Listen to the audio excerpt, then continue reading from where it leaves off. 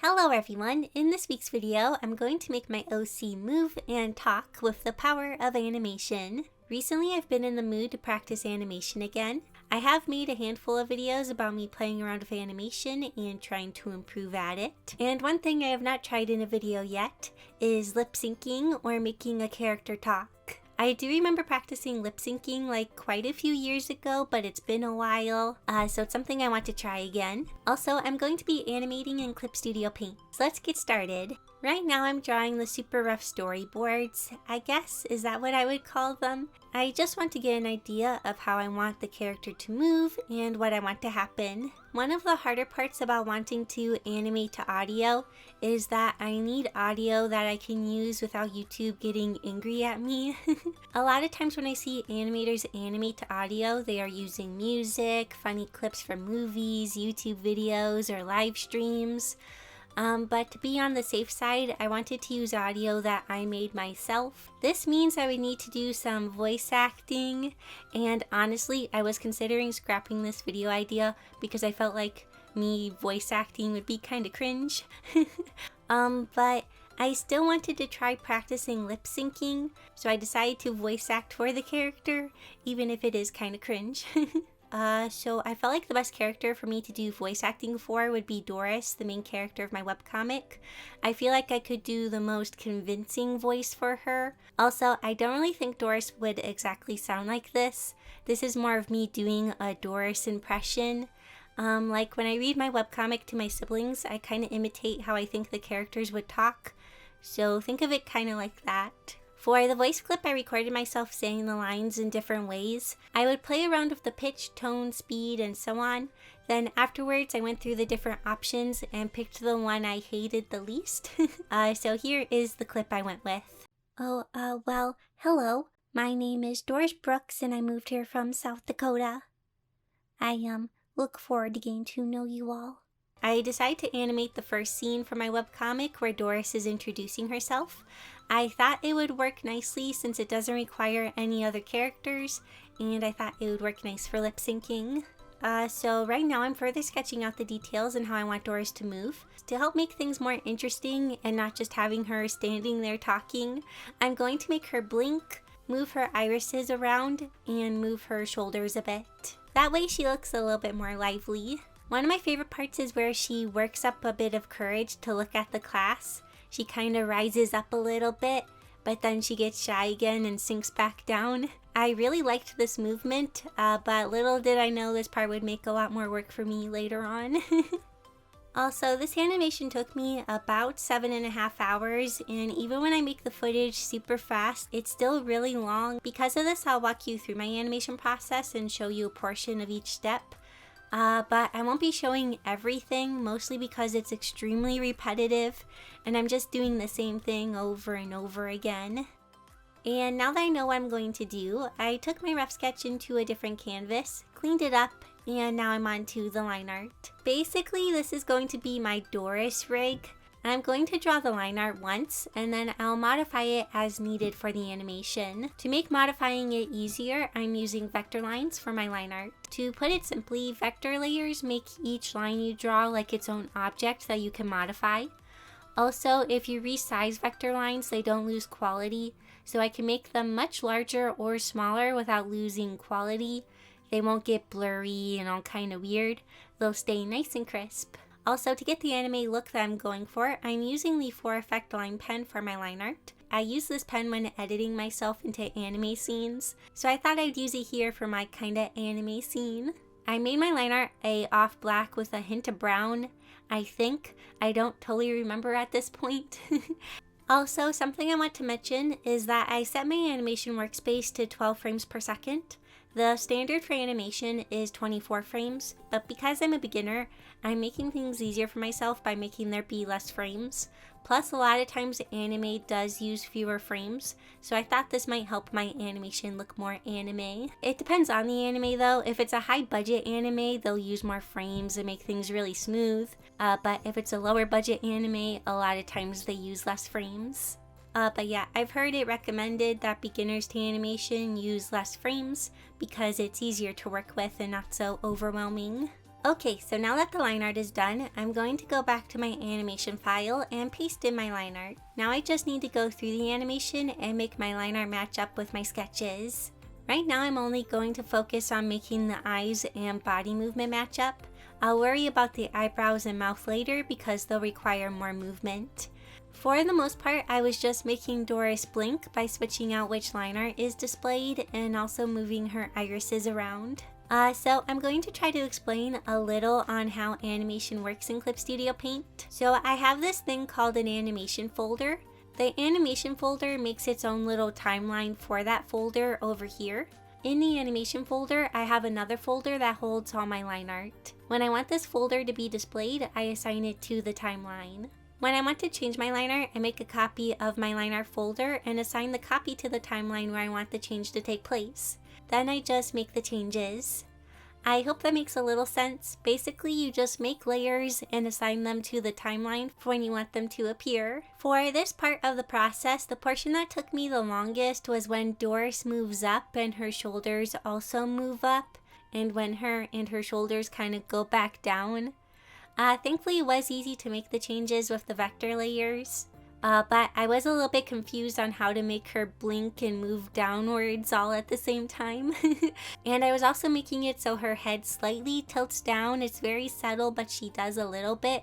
So I also had to move around the facial features and hairline just a tish. So yeah, it was a little confusing. Oh, another reason I'm glad I had the vector layers is when I do this close-up shot, I didn't have to redraw things. I was able to enlarge everything without my lines getting weird. So that was really nice. Oh, also, here's the zoom in on the hand. It was kind of weird drawing a hand without any line variation. I never noticed how much I kind of relied on line variation to separate the different parts of the fingers. I feel like this hand didn't turn out the best. But it's okay, I suppose. Okay, so here's the line art. It looks a bit weird because she doesn't have eyebrows or a mouth, but we will do that now. I made a new animation folder for the eyebrows so I can make them move independently. And yeah, I just drew a whole bunch of different eyebrows. It's nothing that interesting. After the eyebrows, I started working on the mouth syncing. This also has its own animation folder. So for this, I wasn't totally sure how I wanted to go about animating the mouth. If I wanted to do it in a more Western style where the mouth movements match up to the noises, or in a more anime style where the mouth kind of opens and closes almost a little bit like a puppet. I decided to do a bit of both. At the beginning portion, I basically drew a whole bunch of different mouth shapes that I felt like matched up. I didn't reuse any of the mouth shapes in this portion, but for the zoomed out portion, I made several different mouth shapes and tried to line them up to the audio to the best of my ability.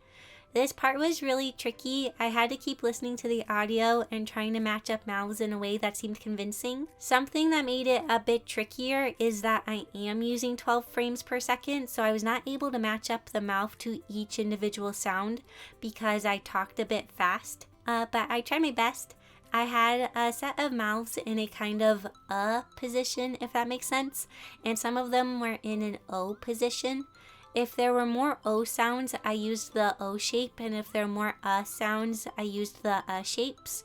For any sounds that have the mouth kind of closed, I used the closed mouth. And at one point, I did have to make a mouth for the F sound, because the F sound kind of needs its own shape because of the way you place your mouth when you do it. So I made a mouth just for that noise. Before going into the mouth syncing process, I was kind of nervous about it because this was the part I was kind of wanting to focus on. The process was pretty tedious and took a good amount of time, but it didn't require a ton of drawing since I was reusing the same shapes over and over. So it didn't take as much time as I was expecting, but it was still a little bit tedious. One part that was tricky was when Doris moves up and down.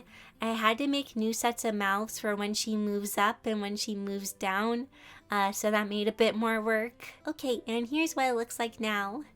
At this point, I'm pleased with the line art and we can move on to base colors. Basically, I'm just going to fill in my line art with colors a ton of times.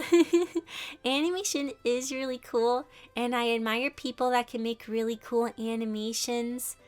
but geez, animating is a lot of work. There's a lot of doing the same things over and over again, but at the same time, it was kind of relaxing, especially when I got to this point, because basically everything was figured out and I kind of just had to mindlessly fill in colors while listening to music.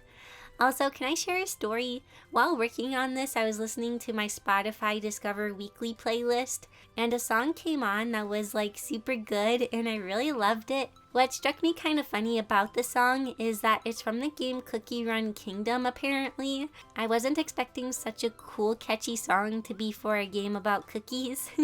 I've never played the game, but many of you have been recommending it to me, so maybe I'll give it a try. But yeah, the song is called I Promise, and I listened to it on loop while working on this, and it gave me the energy to finish the coloring. I love the part where it goes, oh, oh, oh, oh, oh, oh. It's my favorite part. I really like that part. It like gives me a ton of energy for some reason. So I filled in all of the base colors. Well, almost.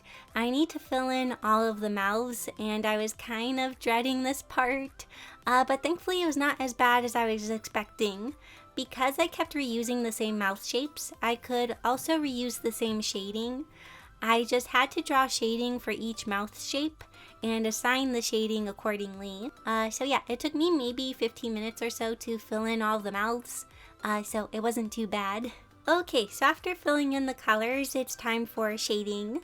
Like all the other components, it has its own animation folder. For the shading, I'm using simple cell shading.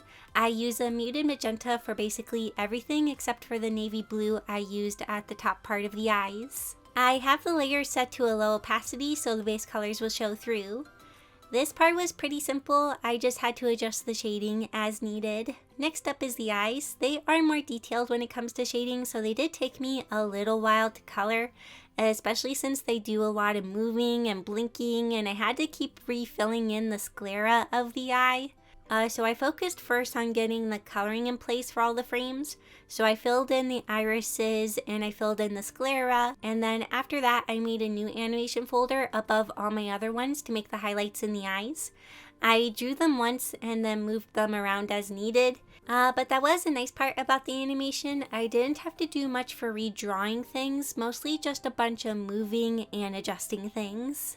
Oh, also I added highlights to the hair. I added them in the way that I add them in my webcomic. It's just a bunch of little circle-y shapes. Okay, so we are almost done. Now I add in a background. It's pretty simple. It's just a wall with a chalkboard. I drew 3 variations for the different parts where we are zoomed in or zoomed out. I also added gradients along the top and bottom to make things feel a little bit more interesting. You often see this in anime. There'll be kind of a light gradient on the top and kind of a subtle dark gradient along the bottom. It makes the shading feel more detailed even though you're just slapping a gradient on it. Lastly, to make things feel a little more interesting, I add some 2D camera effects. In Clip Studio Paint, you can move this thing called the 2D camera around to zoom in and stuff. So I make a 2D camera folder and drag all my layers into it. I need to do this if I want the 2D camera to affect my entire animation. Then I place keyframes on my timeline for where I want the camera to be at that moment. I didn't do much with the camera. I just made it zoom in some at the beginning and made it move a little when we zoom in on the hand. It gives the feeling that the hand is moving even though it's not. And now the animation is done. After over 7 hours of work, here's the result. I'll play it a couple times since it's kinda short. Well, hello. My name is Doris Brooks and I moved here from South Dakota. I look forward to getting to know you all. Well, hello. My name is Doris Brooks and I moved here from South Dakota. I look forward to getting to know you all. Honestly, it's a little surreal seeing my character move and talk. It is a little weird since it's my voice coming out of her mouth, but overall, I feel like the animation turned out decently. I'm still learning a lot when it comes to animating, so all of you animation experts, please go easy on me. I always enjoy experimenting with animation and trying new things, but after I finish an animation and remember how much work animating is, I'm always kind of ready to be like, yeah, I don't think I need to make another animation for a little bit. Also, there's a link in the description to an unlisted video of just this animation, so that way if you want to watch just the animation, you can. Well, I guess that's all for this video, but before we end, I want to thank my super amazing patrons for all of their support. It means a lot to me. And thank you so much for watching this video. I hope you enjoyed it, and I'll see you all next week in my next video. Bye!